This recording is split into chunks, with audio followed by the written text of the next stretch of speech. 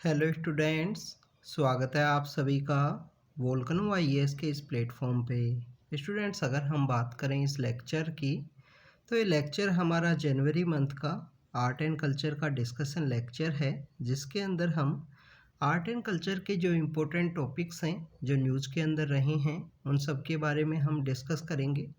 हम डिस्कस करेंगे उन टॉपिक्स से रिलेटेड जो इम्पोर्टेंट स्टैटिक पार्ट है उसके बारे में भी हम डिस्कस करेंगे। तो स्टूडेंट्स, आज का जो करंट अफेयर का जो डिस्कशन है, जनवरी मंथ का जो करंट अफेयर का जो डिस्कशन है उसको हम स्टार्ट करते हैं। अगर हम बात करें हमारे फर्स्ट टॉपिक के बारे में, तो हमारा फर्स्ट टॉपिक है पुराना किला के बारे में। पुराना किला कहाँ सिचुएटेड है स्टूडेंट्स? दिल्ली के अंदर ये जो पुराना किला है ये दिल्ली के अंदर सिचुएटेड है।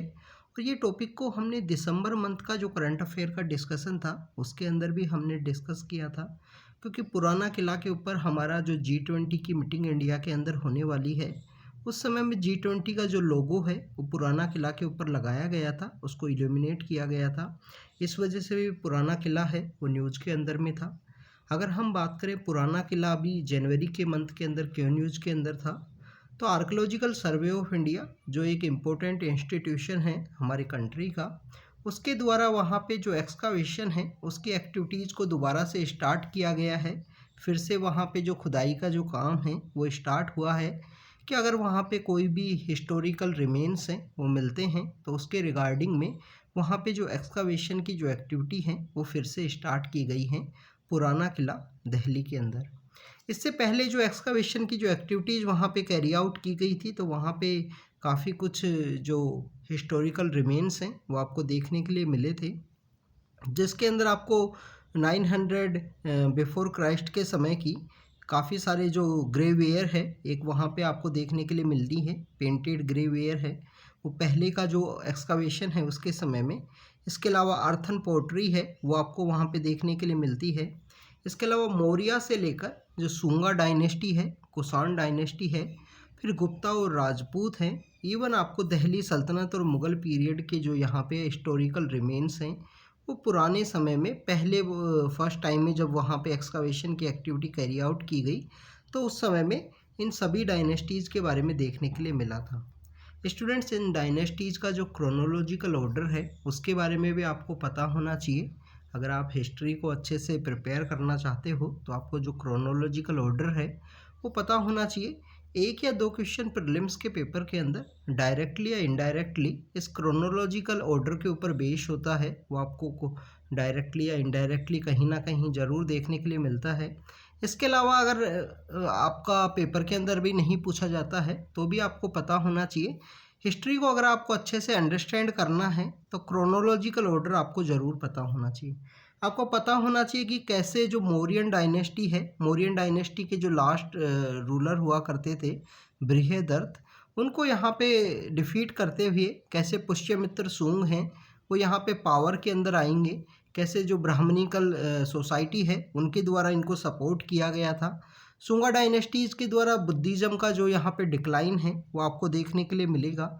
उसके बाद में आपको वेस्टर्न इंडिया के अंदर काफ़ी सारी जो डायनेस्टीज़ हैं वो देखने के लिए मिलेंगी, जो बेसिकली सेंट्रल इंडिया से सेंट्रल एशिया से इंडिया के लिए माइग्रेट करके आए थे, जिसके अंदर आपको कुषाण हैं, हूण हैं, ऐसी काफ़ी सारी जो डायनेस्टीज़ हैं वो देखने के लिए मिलती हैं। इसी कुषाण डायनेस्टी के एक राजा हुआ करते थे जिनके द्वारा जो फोर्थ बुद्धिस्ट काउंसिल जो कश्मीर के अंदर ऑर्गेनाइज की गई थी, तो कुषाण डायनेस्टी के ही राजा हुआ करते थे, कनिष्क नाम के राजा थे। फिर ये लेटर फेज की डायनेस्टीज हैं जिसके अंदर आपको गुप्ता डायनेस्टी देखने के लिए मिलती है। इन्हीं गुप्ताज के अंदर एक कुमार गुप्त नाम के राजा होंगे, उनके द्वारा जो नालंदा यूनिवर्सिटी है उसका जो इस्टेब्लिशमेंट है वो आपको देखने के लिए मिलता है। राजपूत के डिफरेंट डिफरेंट किंगडम्स हैं वो सेंट्रल इंडिया के अंदर आएंगे, central India and northern India के अंदर।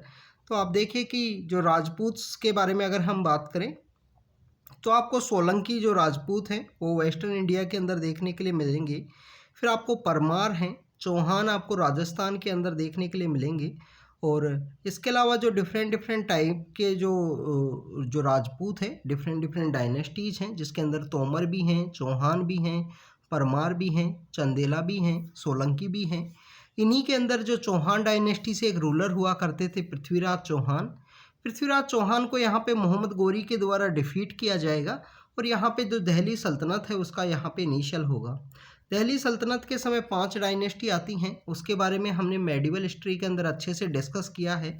तो दिल्ली सल्तनत की 5 डायनेस्टी हैं, जिसके अंदर सबसे पहले स्लेव डायनेस्टी है, जो मोहम्मद गोरी के ही स्लेव हुआ करते थे। उनकी डेथ के बाद में यहाँ पे पावर के अंदर आते हैं। इसको ममलूक डायनेस्टी के रूप से भी जाना जाता है। स्लेव डायनेस्टी के अंदर 4 रूलर होते हैं। रजिया सुल्तान इसी के अंदर जो सेकंड रूलर हैं इल्तुतमिश, उनकी बेटी हुआ करती हैं। रजिया सुल्तान पहली महिला शासक हैं, वो पावर के अंदर आएंगी दिल्ली के अंदर, पर 4 साल 3 साल का उनका रूल होता है 1236 से लेकर 1240 तक। और उसके बाद में एक ग्रेट किंग है बलबन है, वो यहाँ पे पावर के अंदर आएंगे।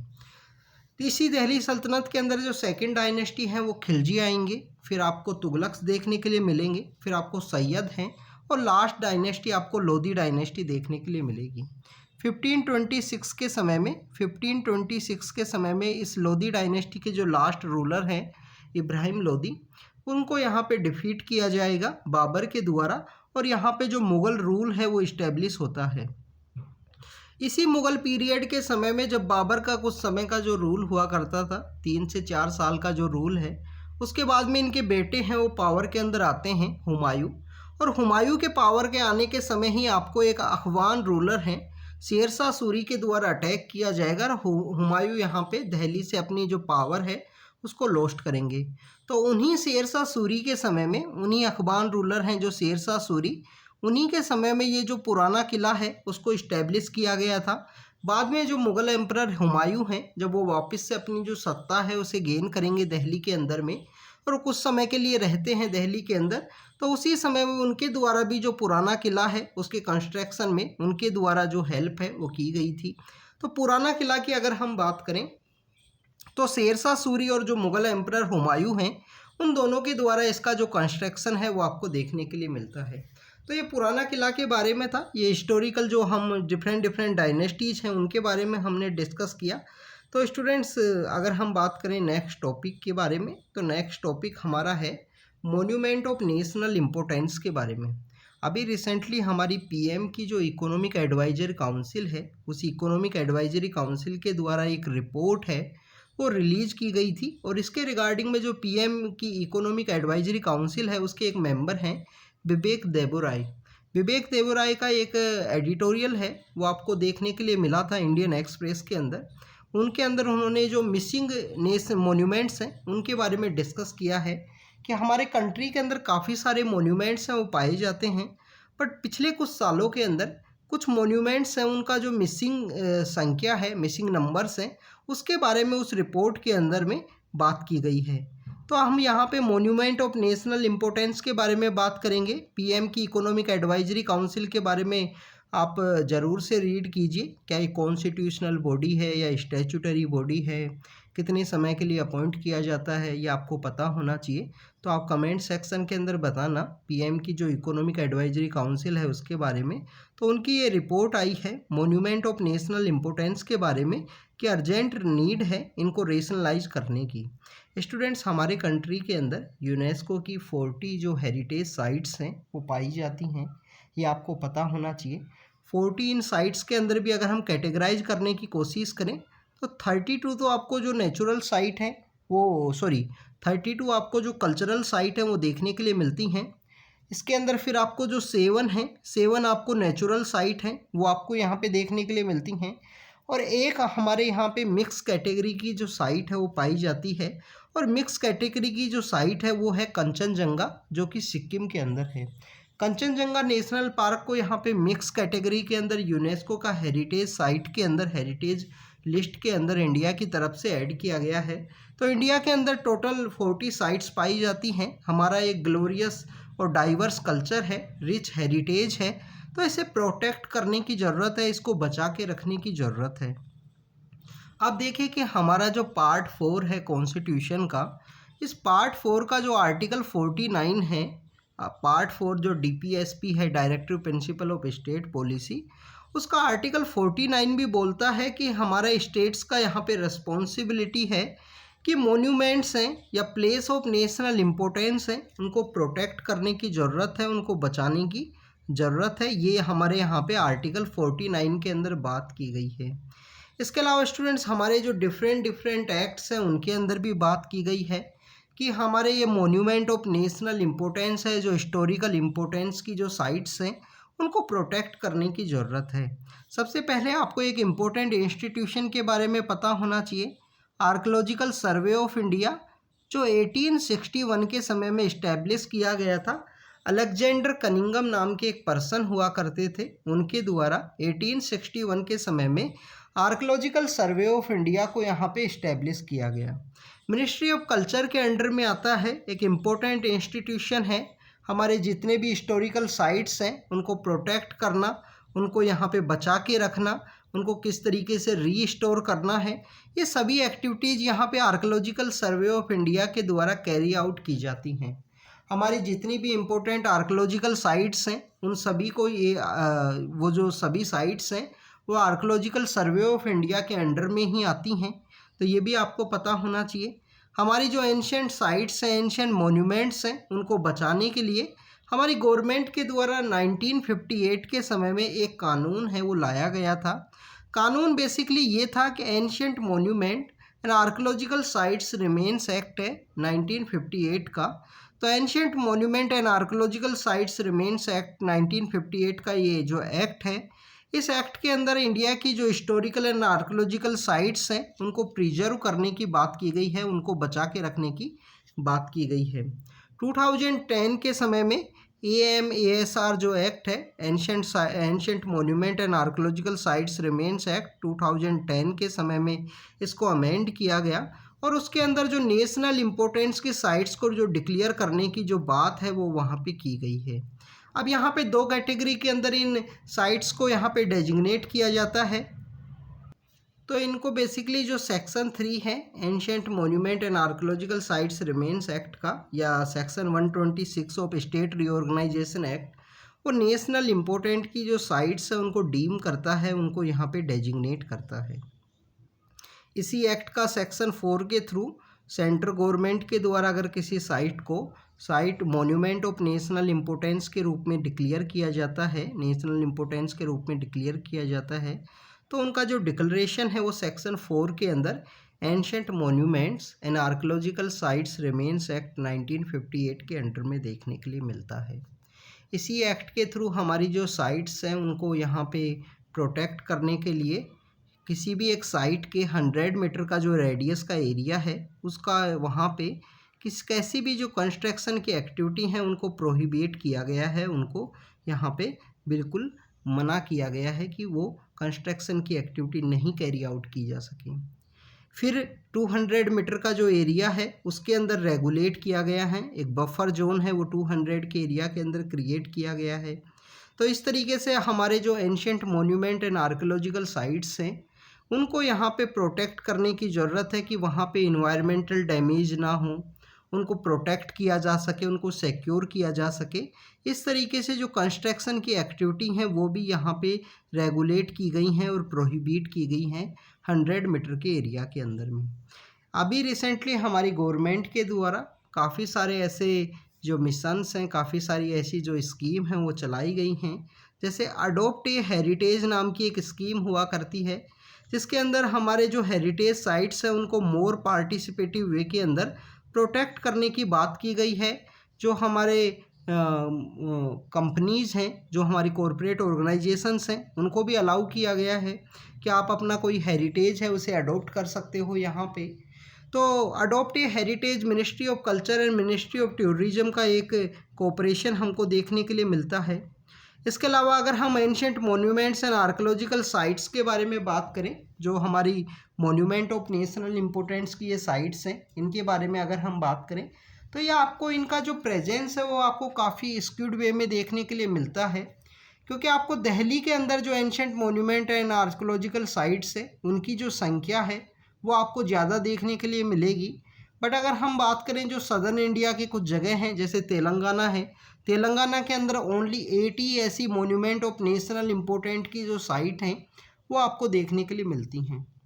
उसके बिहाइंड में कुछ रीज़न ये भी हैं कि आप देखें कि जो पावर सेंटर है वो दिल्ली की लोकेशन ही रही है हमेशा, चाहे दिल्ली सल्तनत का समय हो या उसके बाद में मुग़ल एम्पायर का समय हो। तो ये उसके बिहाइंड का रीज़न ये भी है। 60% के आसपास जो हमारी मोन्यूमेंट ऑफ नेशनल इम्पोर्टेंस की जो साइट्स हैं वो आपको उत्तर प्रदेश, कर्नाटक, तमिलनाडु, मध्य प्रदेश एंड महाराष्ट्र के रीजन के अंदर आपको देखने के लिए मिलती हैं। तो स्टूडेंट्स ये बेसिकली कुछ यहाँ पे कुछ फैक्ट्स थे जो मोन्यूमेंट ऑफ नेशनल इम्पोर्टेंस है उनके बारे में हमने बात की। हमको यहाँ पे जो वर्ल्ड हेरिटेज जो साइट्स हैं, जो यूनेस्को की जो गाइडलाइन है, तो यूनेस्को की जो गाइडलाइन है उनके अकॉर्डिंग इनको प्रोटेक्ट करने का इम्पोर्टेंस है, इनको प्रोटेक्ट करने की ज़रूरत है। इसके अलावा स्टूडेंट्स हमारी जो कैग की जो रिपोर्ट है वो भी बताती है कि 92 के आसपास जो मोन्यूमेंट्स हैं वो मिसिंग हैं इंडिया के अंदर। 12 के आसपास कुछ ऐसे मोन्यूमेंट्स हैं जो सबमर्ज हो चुके हैं, जो किसी भी एक मोन्यूमेंट्स के पाए जाने वाले पास में जो रिजर्वोयर है या डैम है वहाँ पे जो सबमर्जेंस हैं वो देखने के लिए मिलता है। 12 ऐसे मोन्यूमेंट्स हैं, 14 ऐसे मोन्यूमेंट्स हैं सॉरी, जो आपको अर्बनाइजेशन की वजह से जो इफ़ेक्ट है वो देखने के लिए मिलता है। तो स्टूडेंट्स इनको प्रोटेक्ट करने की ज़रूरत है, मोन्यूमेंट ऑफ नेशनल इम्पोर्टेंस की, और हमारे डिफरेंट सेक्शंस के अंदर इनके बारे में बात की गई है। अगर हम बात करें नेक्स्ट टॉपिक के बारे में, नेक्स्ट टॉपिक है अहोम जो किंगडम पाया जाता है। अहोम जो किंगडम है नॉर्थ ईस्ट एरिया के अंदर तो उसी अहोम किंगडम के अंदर जो चराई देव मैदान नाम से जो जगह हैं, जो इनके ब्यूरियल्स हैं, अहोम किंगडम्स के जो रॉयल पीपल्स हैं उनके ब्यूरियल्स हैं, उनको यहाँ पे गवर्नमेंट के द्वारा डिसाइड किया गया है कि आसाम के इन अहोम ब्यूरियल्स को यूनेस्को वर्ल्ड हेरिटेज सेंटर के रूप में डेजिग्नेट किया जाए। उनको नॉमिनेट किया गया है हमारी गवर्नमेंट के द्वारा। तो स्टूडेंट्स यहाँ पे हम अहोम किंगडम के बारे में बात करेंगे, और ये जो चराई देव मैदान नाम से जो जगह है जिनको अहोम ब्यूरियल्स के नाम से ही जाना जाता है, इन चराई देव मैदान बेसिकली क्या हैं, किस तरीके से इनको बनाया गया है, तो सबसे पहले तो इनकी फ़ोटो देखने की ज़रूरत है। तो आप देखिए कि इस तरीके से इनको कंस्ट्रक्ट किया जाता था इन चराई देव मैदान को, और इन चराई देव मैदान को बेसिकली अहोम किंगडम्स के एक ब्यूरियल्स के रूप में इनको जाना जाता है। हमारी गवर्नमेंट के द्वारा डेजिग्नेट करने की बात की गई है। अगर इनको डेजिग्नेट किया जाता है या स्टेटस इनको मिलता है तो नॉर्थ ईस्ट इंडिया से इंडिया के पहले ऐसी कल्चरल हेरिटेज साइट होगी जिसे नॉर्थ ईस्ट इंडिया से जिसको डेजिग्नेट किया गया हो। अभी रिसेंटली नवंबर के करंट अफेयर के अंदर जो कल्चर का करंट अफेयर है उसके अंदर हमने डिस्कस किया था कि अहोम किंगडम्स के ही एक जो जनरल हैं, जो सेनापति हैं, लचित बोरफुकान, लचित बोरफुकान की जो 400 बर्थ एनिवर्सरी है वो हमारी गवर्नमेंट के द्वारा सेलिब्रेट की गई। तो इसी वजह से अहोम किंगडम उस समय में भी हमने डिस्कस किया था। 400 बर्थ एनिवर्सरी है जो लचित बोरफुकान की है, उसको हमने डिस्कस किया। लचित बोरफुकान क्या हैं, बैटल ऑफ सराय घाट के अंदर उन्होंने किस तरीके से अपना जो कंट्रीब्यूशन है वो दिया था 1671 के समय में, और उस समय में जो वहाँ पे मुग़ल जो शासक हुआ करते थे इंडिया के अंदर, औरंगजेब की सेना को किस तरीके से रोका नॉर्थ ईस्ट के अंदर जाने के लिए। तो स्टूडेंट्स ये पहली साइट होगी अगर इसको डेजिग्नेट किया जाता है, इसको स्टेटस ग्रांट किया जाता है। तो अगर हम बात करें इन चराई देव मैदान के बारे में, तो ये बेसिकली माउंट्स हैं जो रॉयल्टी हैं, अहोम डायनेस्टी के जो लोग हैं उनके माउंट्स के रूप में, उनके यहाँ ब्यूरियल साइट्स के रूप में इनको जाना जाता है। ये पतकाई रेंज जो है, पटकाई जो फुट हिल्स हैं उन्हीं के पास ये लोकेटेड हैं। पॉपुलरली इनको पिरामिड ऑफ आसाम के रूप से भी जाना जाता है। जैसे इजिप्ट के अंदर जो पिरामिड पाए जाते हैं, जो इजिप्ट के अंदर जो पिरामिड पाए जाते हैं, उसी तरीके से यहाँ पे आसाम के अंदर जो पिरामिड्स के रूप में इनको जाना जाता है। अगर हम बात करें यहाँ पे चांगरांग फुकान नाम से क्रॉनिकल है, चांगरांग फुकान नाम से किताब है जिसके अंदर इन जो मैदान्स हैं, जो ब्यूरियल्स हैं, उनके बारे में क्रोनोलॉजिकल ऑर्डर में बताया गया है कि कब कौन से राजा की डेथ के बाद में किस तरीके से इन ब्यूरियल्स को बनाया गया, कौन से राजा को कहाँ पे दफनाया गया है, उन सब के बारे में यहाँ पे जो बात है वो की गई है इस किताब के अंदर में, जो अहोम क्रोनोलॉजिकल ऑर्डर से रिलेटेड है। अगर हम बात करें इन जो चराई देव मैदान है, इन जगह के बारे में अगर हम बात करें तो वोल्टेड इनका चैम्बर होता है, वो आपको डबल स्टोर का जो है देखने के लिए मिलता है। आप देखिए फ़ोटो के अंदर भी आपको जो डबल स्टोर का है वो देखने के लिए मिलता है।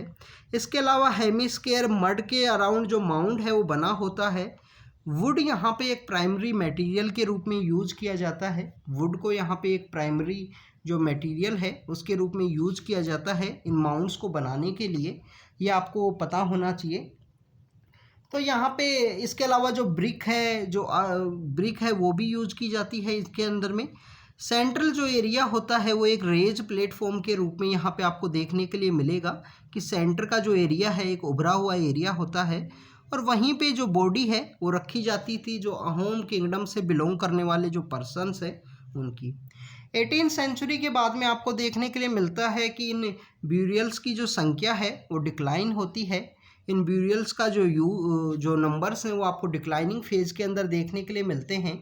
उसके बिहाइंड के रीजन ये हैं कि 18th सेंचुरी के बाद में जैसे जो ट्रीटी है, यानडाबो का जो ट्रीटी है वो साइन की गई, और अहोम किंगडम का जो डिक्लाइन होता है, इसके साथ साथ ही जो बुद्धिज़्म एंड हिंदुइज़्म का जो इफ़ेक्ट है वो भी आपको देखने के लिए मिलता है इस रीजन के अंदर।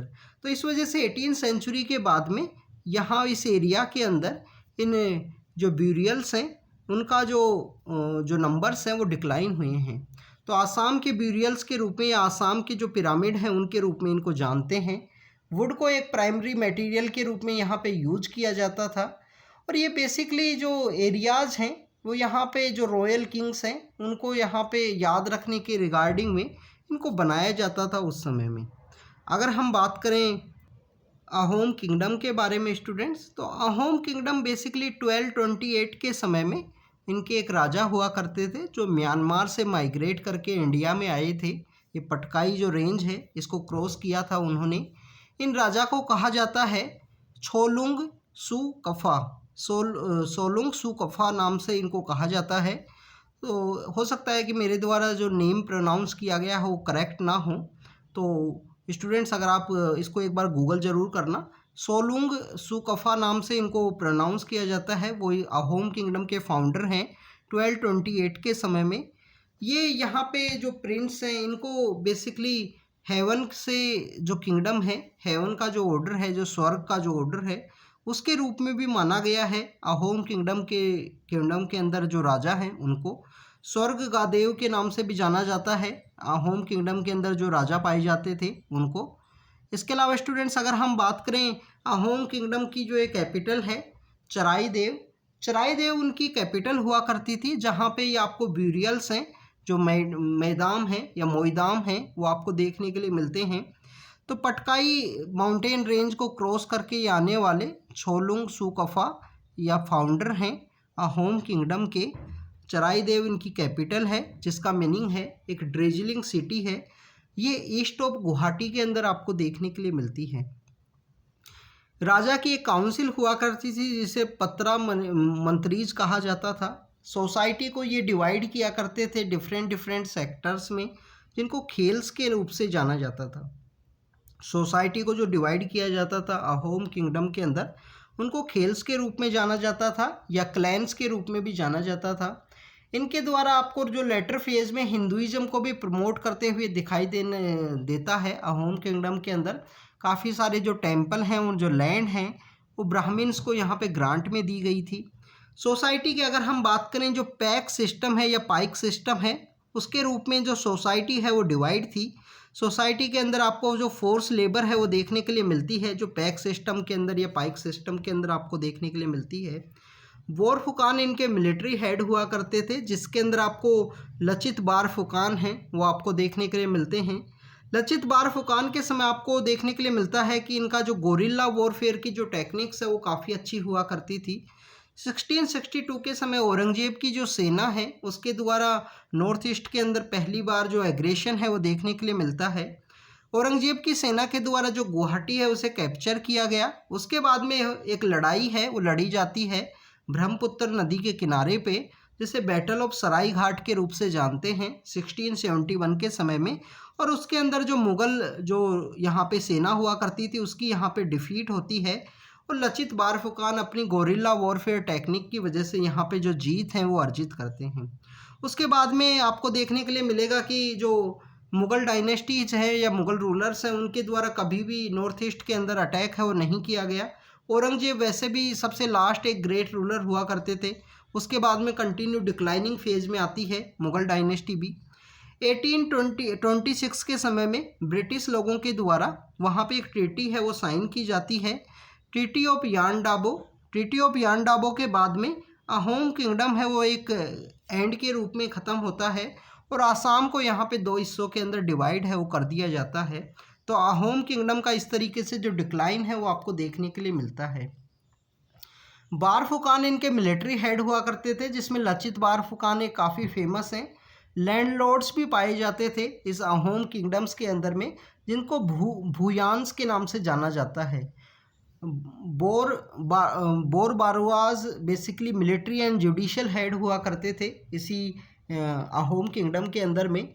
राइस कल्टीवेशन का आपको जो इंट्रोडक्शन है वो देखने के लिए मिलता है अपर आसाम के अंदर। अपर आसाम के अंदर जो राइस कल्टीवेशन है वो अहोम किंगडम के द्वारा ही स्टार्ट किया गया था। इसके अलावा जो ट्राइबल गॉड्स हैं उनका जो वर्शिप है वो आपको देखने के लिए मिलता है।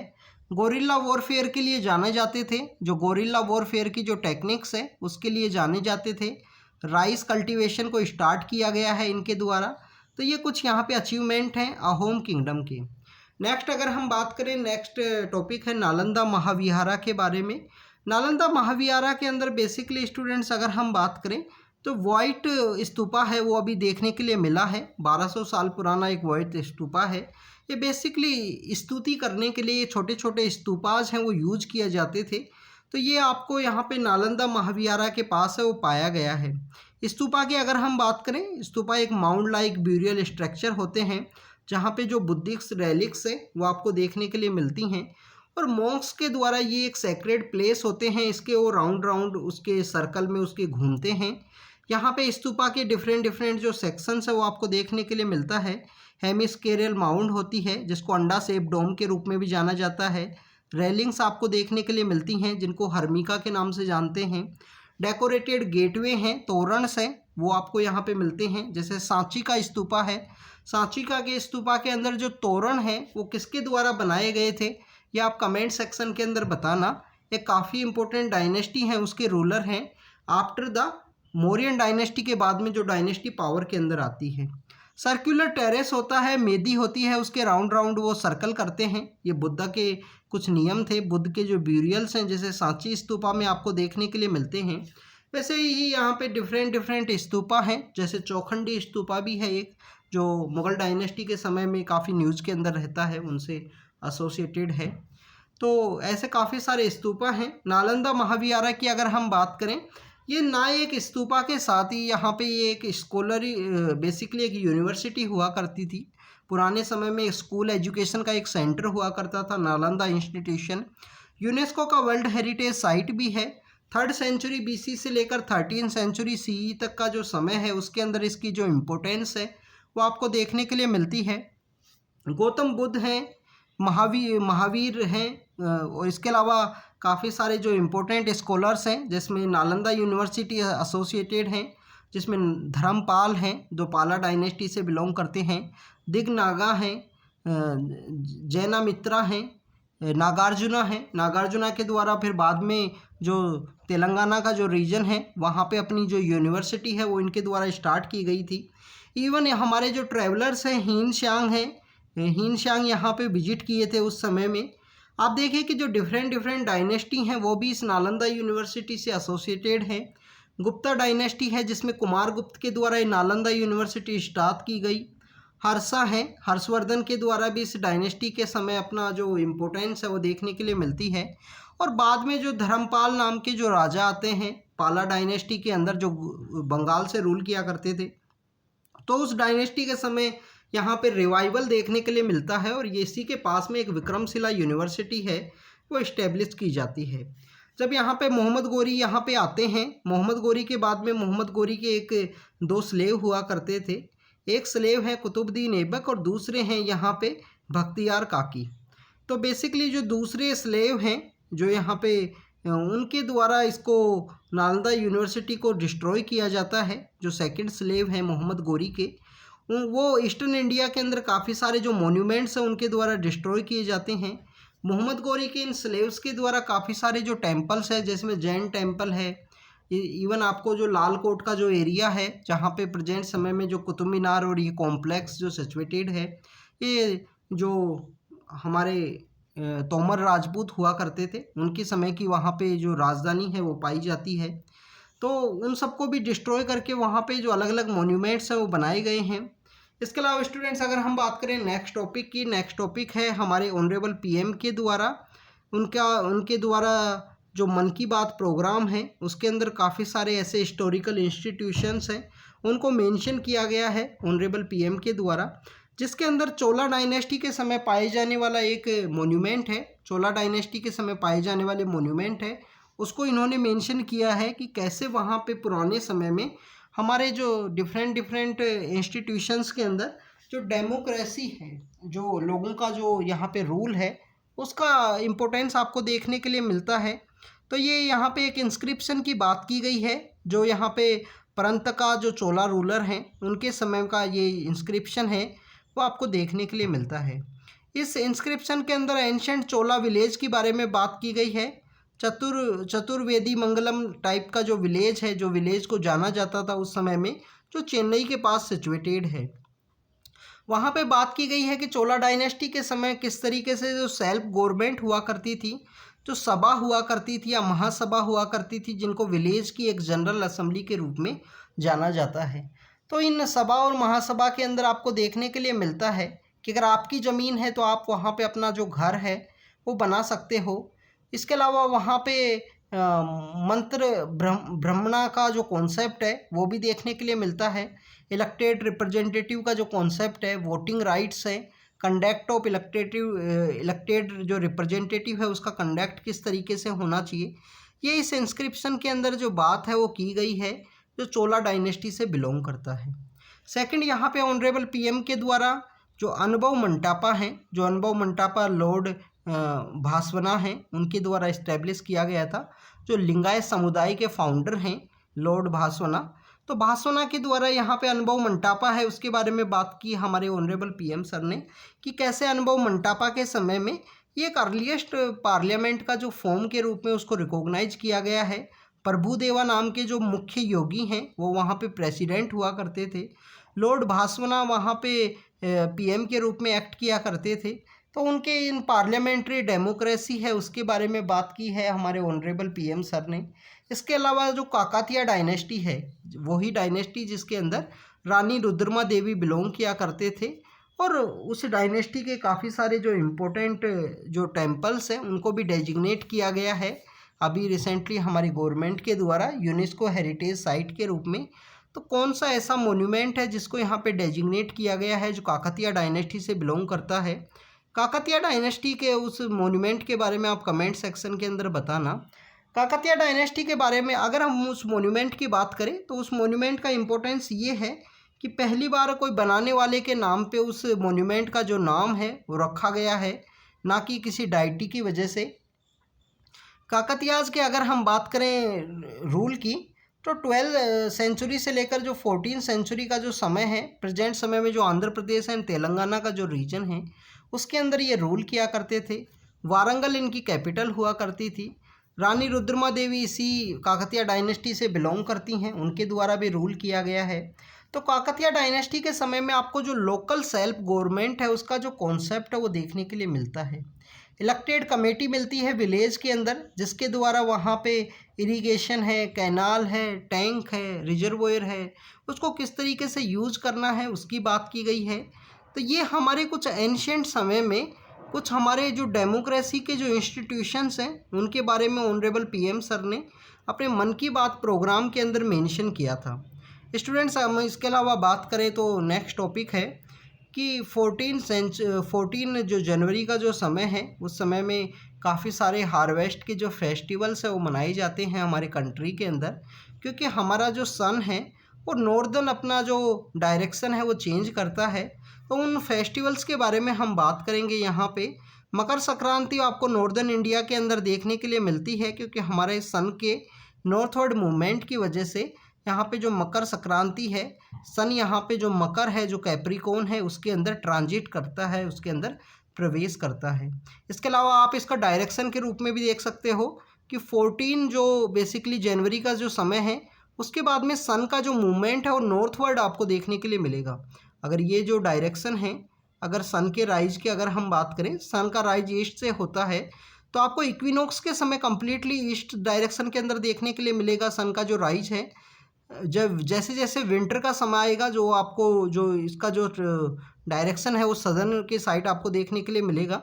और इसके अलावा स्टूडेंट्स, अगर हम बात करें जो समर का जो समय है आफ्टर द मकर संक्रांति, और जो आने वाला जो समय है इक्विनॉक्स का, उस समय तक आपको जो सन का जो मूवमेंट है वो नॉर्दर्न साइड में आपको देखने के लिए मिलेगा। फिर 21 जून के बाद में ये ईस्ट की तरफ डायरेक्ट करेगा, और उसके बाद में इक्विनॉक्स के बाद में इसका जो सदर्न मूवमेंट है वो देखने के लिए मिलता है। तो मकर संक्रांति के समय हमारा जो सन है वो यहाँ से इक्विनॉक्स से बेसिकली नॉर्दर्न साइड में टर्न करता है, नॉर्थ साइड उसका जो ट्रांजिट है वो देखने के लिए मिलता है। तो काफ़ी सारे जो फेस्टिवल्स हैं वो मनाए जाते हैं, दिन इसमें लंबे होना स्टार्ट होते हैं, दिन का जो ड्यूरेशन है वो चेंज होता है। मकर संक्रांति का जो फेस्टिवल नॉर्दर्न इंडिया के अंदर बनाया जाता है, गुजरात के अंदर उसी फेस्टिवल को उत्तरायण के नाम से जानते हैं। आसाम के अंदर माघ बिहू नाम का जो फेस्टिवल है वो मनाया जाता है। लोहड़ी आपको पंजाब और हरियाणा के अंदर देखने के लिए मिलता है। और पोंगल नाम का जो फेस्टिवल है वो आपको तमिलनाडु के अंदर देखने के लिए मिलता है। और इसी पोंगल के समय में वहाँ पे एक जो बुल की फाइट की जाती है, जिसे जल्लीकट्टू के नाम से जानते हैं, जो एट्रोसिटी अगेंस्ट द एनिमल्स की वजह से भी काफ़ी ज़्यादा न्यूज़ के अंदर आपको देखने के लिए मिलता है। माघ बिहू के समय में वहाँ पे जो बफेलो हैं, उनका वहाँ पे जो फाइट है वो देखने के लिए मिलता है। माघ बिहू जो आसाम के अंदर मनाया जाता है। तो ये हमारे कुछ फेस्टिवल्स के बारे में बात की गई है, जो फेस्टिवल्स इम्पोर्टेंट हैं हमारे मकर संक्रांति के समय के। तो स्टूडेंट्स, ये हमारा टॉपिक्स थे जिस आज के इसमें करंट अफेयर के जो डिस्कशन में हमने डिस्कस किया, जिसमें कुछ फेस्टिवल्स हैं, जो हिस्टोरिकल इंस्टीट्यूशंस हैं, जो चोला डायनेस्टी और अनुभव मंटापा हैं, जो भास्वेसरा भगवान हैं, उनके समय में बिलोंग करते हैं, लिंगायत कम्युनिटी के फाउंडर हैं। इसके अलावा स्टूडेंट्स, हमने नालंदा महाविहारा के बारे में डिस्कस किया, अहोम किंगडम्स के बारे में डिस्कस किया। अहोम किंगडम्स के जो ब्यूरियल्स हैं, जिनको बेसिकली पिरामिड ऑफ आसाम के रूप से जाना जाता है, जो चराईदेव मैदाम के नाम से या अहोम ब्यूरियल्स के नाम से जाना जाता है, उनको मोन्यूमेंट ऑफ नेशनल इम्पोर्टेंस के बारे में और पुराना किला के बारे में जो जो इम्पोर्टेंट डिस्कशन था उसको हमने डिस्कस किया है। तो ये जनवरी के हमारे करंट अफेयर के कुछ टॉपिक्स हैं जिनको हमने डिस्कस किया। आप इनको रेगुलरली रीड और रिवाइज कीजिए। इनको रीड और रिवाइज करने के साथ इनके अगर आप नोट्स प्रिपेयर करना चाहो, शॉर्ट नोट्स के थ्रू आप याद करना चाहो, तो उस तरीके से भी कर सकते हो। तो thank you students, thank you very much.